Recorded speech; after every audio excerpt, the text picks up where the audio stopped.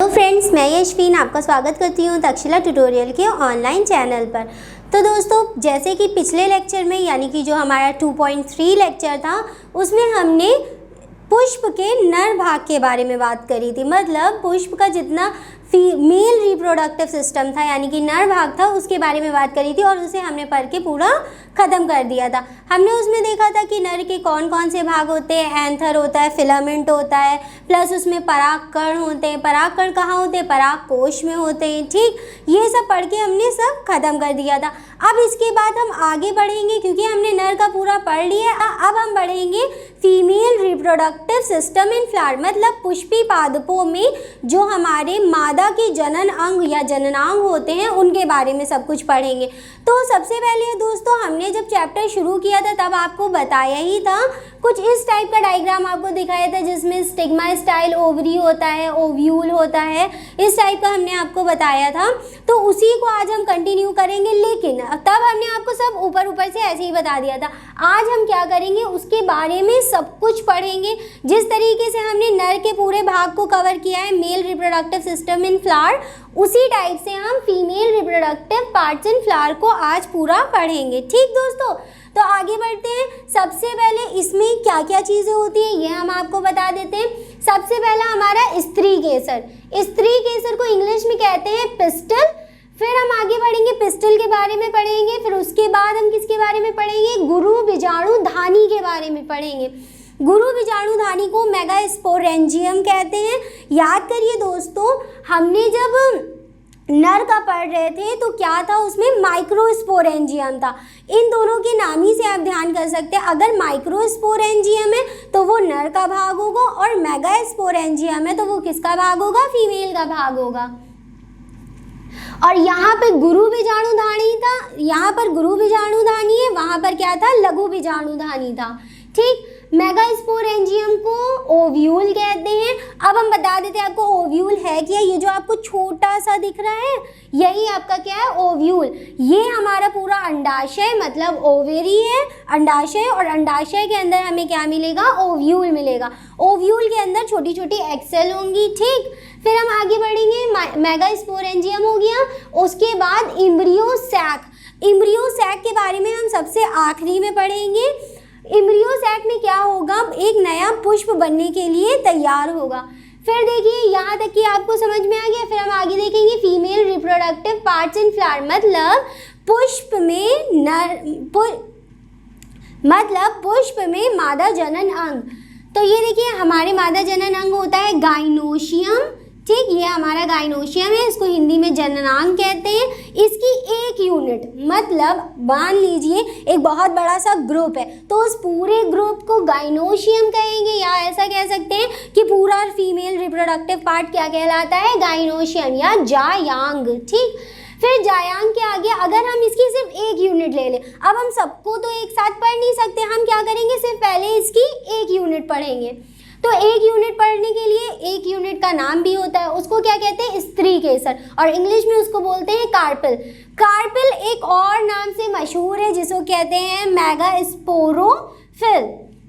ठीक दोस्तों, आप मन चाहे, अगर मन करे तो याद कर लिए, वरना कोई बात नहीं। हमने आपको सिर्फ आपकी नॉलेज के लिए बता दिया कि इसको मेगास्पोरोफिल भी कहते हैं।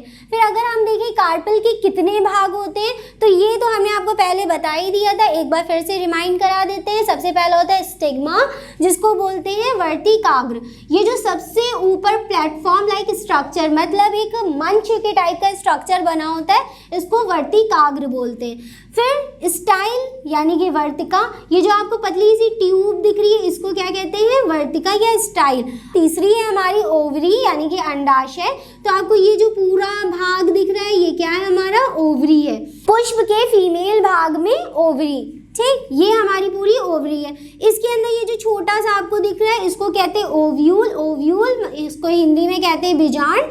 और लास्ट हमारा होता है एग सेल, मतलब ओव्यूल्स के अंदर भी एक सेल्स मिलती हैं, एक कोशिकाएं मिलती हैं जिनको अंड कोशिकाएं कहते हैं, और इस पूरे स्ट्रक्चर को कार्पेल कहते हैं। ठीक, मतलब कार्पेल मतलब स्त्री केसर।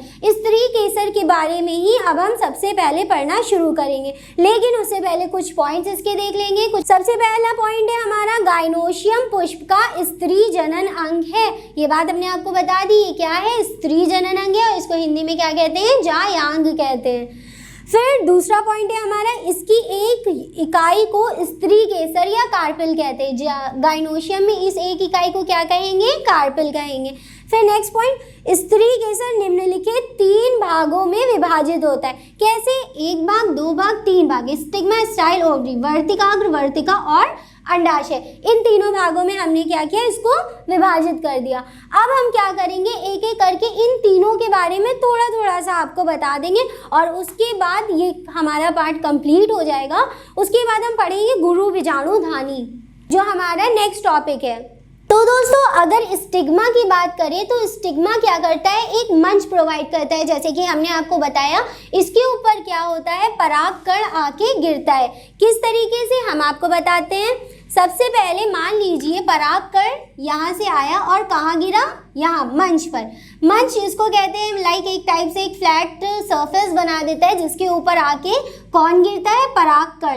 ठीक, परागकण कहाँ गिरेगा, वर्तिकाग्र पे। स्टाइल का काम क्या होता है, स्टाइल का कोई काम नहीं होता है, ये बस अंडाशय, ये बस क्या करता है, अंडाशय और स्टिग्मा मतलब वर्तिकाग्र को जोड़ता है। तो ये पॉलन ग्रेन मतलब ये क्या है, हमारा पराग कण है। ठीक, पराग कण क्या होगा, धीरे धीरे एक ट्यूब बनाएगा, इस टाइप से एक ट्यूब बनाएगा, जो कि स्टाइल मतलब वर्तिका के थ्रू होते हुए कहाँ जाएगी, ओवरी में जाएगी। ओवरी मतलब अंडाशय, हमारा अंडाशय में जाएगी। अंडाशय में जाने के बाद ये क्या करेगी, ओव्यूल मतलब बीजांड को जाके संलयित कर देगी, या जिसको हम कहते हैं फ्यूज कर देगी, और उसी के बाद क्या होगा, एक नया फल बनेगा। ठीक, तो इतना दोस्तों समझ में आए। स्टिग्मा का वर्ग क्या था, ये सिर्फ एक परागकण को आने के लिए एक जगह प्रोवाइड करता है। स्टाइल स्टिग्मा वर्तिकाग्र और अंडाशय को जोड़ता है, और ये पॉलन ग्रेन इसी वर्तिका के थ्रू होते हुए कहाँ जाती है, अंडाशय के अंदर बीजांड में मतलब अंडाशय के अंदर ओव्यूल में जाती है। ठीक, तो दोस्तों यहाँ तक के तो हमारा कंप्लीट हो गया। दोस्तों एक चीज़ और, ये जो हमारा ओव्यूल है, ओव्यूल को एक और नाम से बुलाते हैं, जिसका नाम है मेगास्पोरेंजियम। इस बीजांड को एक और नाम से बुलाते हैं, जिसको कहते हैं मेगास्पोरेंजियम। ठीक दोस्तों, तो अब हमने क्या किया, अपना स्त्री केसर पूरा कंप्लीट कर लिया। स्त्री केसर में हमने क्या क्या पढ़ा, ये वाला जो हमारा पहला पार्ट था वो कंप्लीट हो गया। अब हम दूसरा पार्ट पढ़ेंगे। पहला पार्ट हमारा सिर्फ इतना ही था, ये 3 पॉइंट्स हैं, ये डायग्राम है, हमने आपको समझा दिया। आई होप आपको समझ आ गया होगा। लेकिन अगर फिर भी आपको थोड़ा सा भी डाउट है तो आप हमें कॉन्टैक्ट करके पूछ सकते हैं, हम आपको इस सारे क्वेश्चंस के आंसर दे देंगे। ठीक, तो अब चलते हैं अपने नेक्स्ट पार्ट की तरफ, अपने नेक्स्ट टॉपिक की तरफ, जो कि हमारा है मेगास्पोरेंजियम, जिसको हिंदी में कहते हैं गुरु बीजाणु धानी। तो गुरु बीजाणु धानी के बारे में पढ़ेंगे हम। तो दोस्तों अब हमें पढ़ना है गुरु बीजाणु धानी के बारे में, मतलब बीजांड, जिसको इंग्लिश में क्या कहते हैं, ओव्यूल। अब हम पढ़ेंगे सारा ओव्यूल के बारे में। तो ओव्यूल का स्ट्रक्चर ये होता है, फिर इसके अंदर ये इन सब के नाम हमें पढ़ने हैं। तो चलिए देखते हैं कि ये सब होते क्या है। सबसे पहला पॉइंट है हमारा, संपूर्ण बीजांड एक लंबे तंतुनुमा बीजांड व्रंत के द्वारा, ये देखिए ये है हमारा बीजांड व्रंत। ठीक, बीजांड व्रंत के द्वारा आपरा से जुड़ा होता है, ये है हमारा आपरा से जुड़ा होता है, तथा आपरा के द्वारा पोषक पदार्थों को केंद्रक तक पहुंचाया जाता है। इसका मतलब क्या है, ये हमारा क्या है, बीजांड। ठीक, तो बीजांड किससे जुड़ा होता है, ये हमारी नीचे ओवरी की वॉल है, मतलब अंडाशय की दीवारें हैं। ठीक, तो सबसे पहले बीजांड व्रंत, ये जो एक लंबी सी डंडी दिख रही है आपको, ये आपरा से जुड़ी होती है, जिसकी वजह से अब ये डायग्राम आपकी बुक में थोड़ा उल्टा बना है, आप इसको ऐसे बना सकते हैं। ठीक, तो दोस्तों सबसे पहले क्या था, संपूर्ण बीजांड एक लंबे तंतुनुमा बीजांड व्रंत से आप्रा के थ्रू जुड़ा होता है तथा ये जो आप्रा है इसका क्या मतलब है, आप्रा को इंग्लिश में बोलते हैं प्लेसेंटा, और प्लेसेंटा का मेन वर्क होता है कि जो पोषक पदार्थ होते हैं यानी कि जो इसको डेवलप करने के लिए, इसको विकसित करने के लिए जो ज़रूरी पोषक पदार्थ है उनको पहुंचाता है। ठीक, तो पहला पॉइंट आपको समझ में आ गया कि ये तंतुनुमा बीजांडवंत के द्वारा किससे जुड़ा होता है, आप्रा से जुड़ा होता है। आप्रा का काम क्या होता है, ये क्या काम करता है, पोषक पदार्थों को केंद्रक तक पहुंचाने का काम करता है जिससे कि इसके आगे की विकसित हो जिससे कि ये आगे विकसित हो सके। नेक्स्ट पॉइंट हम देखेंगे, बीजांड का आधार ये भाग जहां से अध्यावरण तथा, अब देखिए ये अध्यावरण क्या है। ठीक, अध्यावरण हमारा ये जो इसको बोलते हैं इंग्लिश में इंट्यूगमेंट्स, अध्यावरण इसको एक कवर प्रोवाइड करता है, मतलब एक पूरी तरीके से सुरक्षात्मक कवर बना लेता है। अध्यावरण तथा बीजांड व्रंत, ठीक, अध्यावरण तथा बीजांड व्रंत विकसित होते हैं या निभाग कहलाता है। अब देखिए ये जो पार्ट आपको दिख रहा है ये वाला, इसी को क्या कहते हैं, निभाग कहते हैं। इसको इंग्लिश में चलाजा बोलते हैं। ठीक, चला जा बोलते हैं, चलाजा बोलते हैं, निभाग बोलते हैं हिंदी में। ठीक, क्या होता है, ये अध्यावरण है, ये आपका क्या है, अध्यावरण सुरक्षात्मक कवर, और ये नीचे वाला क्या है, बीजांड व्रंत। ये देखिए बीजांड का आधार ये भाग जहाँ से अध्यावरण तथा बीजांड व्रंत विकसित होते हैं उसी भाग को क्या कहते हैं, निभाग कहते हैं। ठीक, फिर आगे बढ़ेंगे, प्रत्येक बीजांड में एक या दो अध्यावरण नामक सुरक्षात्मक आवरण, ये होता है क्या, हमारा सुरक्षात्मक आवरण। आपको एक ये दिख रहा होगा, एक ये दिख रहा होगा, इसको बोलते हैं अध्यावरण। अध्यावरण का मेन काम होता है ये एक सुरक्षात्मक क्या बनाता है, आवरण बनाता है, एक सुरक्षात्मक आवरण बनाता है। ठीक, और इसके ऊपरी भाग को निभाग बोलते हैं। इतनी सी बात है। फिर आगे बढ़ते हैं, यह बीजांड को चारों तरफ से घेरे रहता है। अब देखिए यहाँ से लेकर यहाँ तक के हमारा क्या है, अध्यावरण ही तो है, अध्यावरण घेरे रहता है, मगर इसका एक जो छोटा सा भाग होता है यहाँ पे अध्यावरण नहीं होता है। ठीक, इसी भाग से क्या होता है, जो हमारा पॉलन ग्रेन या परागकण होता है वो अंदर जाता है। मान लीजिए ऊपर से आता है तो ये परागकण है वो इसी रास्ते से कहाँ जाएगा, अंदर एक्सेल्स मतलब अंडाशय कोशिका, ये परागकण है। ठीक, ये इसी रास्ते से जाएगा। अगर यहाँ पर अध्यावरण मतलब अध्यावरण नामक सुरक्षात्मक आवरण होगा, सुरक्षक आवरण होगा, तो वो क्या परागकण अंदर जा पाएगा, नहीं जा पाएगा। इसी वजह से जो सुरक्षात्मक आवरण होता है वो होता चारों तरफ है, लेकिन इस बीजांड द्वार को छोड़कर, बीजांड द्वार पे बीजांड द्वार पे अध्यावरण नहीं होता है, जिसकी वजह से पॉलन ग्रेन यानी कि जो परागकण है हमारा वो इसके थ्रू अंदर चला जाता है। फिर आगे बढ़ते हैं, ये वाला पॉइंट पढ़ेंगे, केवल बीजांड द्वार नामक छोटे से रंध्र को छोड़कर, ये देखिए यही तो हमने अभी आपको इसी पॉइंट में बताया, सिर्फ इस द्वार को छोड़कर अध्यावरण बीजांड के चारों तरफ से घेरे रहता है।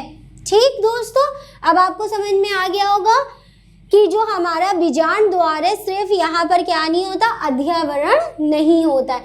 अध्यावरण क्या होता है, सुरक्षक आवरण होता है। ठीक, फिर आगे बढ़ेंगे, अध्यावरणी से घिरा हुआ कोशिका का एक पुंज होता है जिसे बीजांडकाय कहते हैं।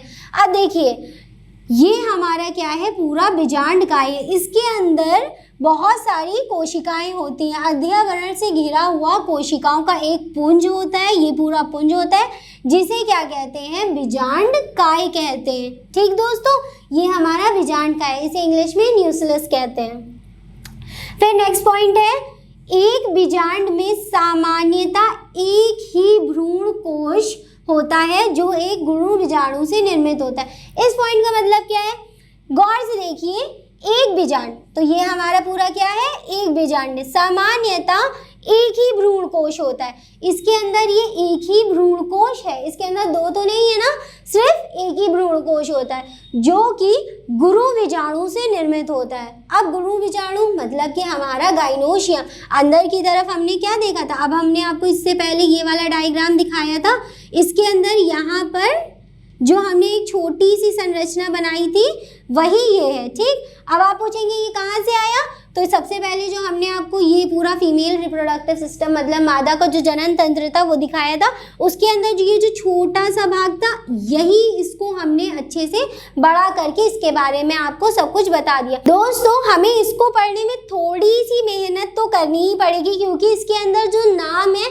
वो थोड़े से मतलब टफ है, ठीक, समझ सकते हैं, लेकिन अगर आप इसको एक बार दो बार पढ़ोगे तो पक्का आपको याद हो ही जाएंगे नाम। इसीलिए हम क्या करें, एक बार और आपको हम अच्छे से समझा देते हैं कि जो हमने बताया है आपको, ठीक। सबसे पहला पॉइंट क्या था हमारा, बीज व्रंत आपरा से जुड़ा होता है, और ये हमारा बीज व्रंत है, एक लंबा सा, ये जो आप देख रहे हैं, और ये नीचे ओवरी की वॉल है मतलब अंडाशय की वॉल है, ये इससे जुड़ा होता है, ठीक। और ये है हमारा आपरा मतलब प्लेसेंटा। अब देखिए हमने यहाँ पे सिर्फ हिंदी में नाम लिखे हैं, लेकिन हमने इंग्लिश में सारे नाम नोट्स में लिख दिए हैं, आप वहाँ से आराम से देख सकते हैं, ठीक। आपरा को इंग्लिश में बोलते हैं प्लेसेंटा। प्लेसेंटा में होते बहुत सारे पोषक तत्व जिसकी वजह से वो क्या करता है, न्यूक्लियस को देता है, केंद्रक को भेजता है ताकि वो विकसित हो सके।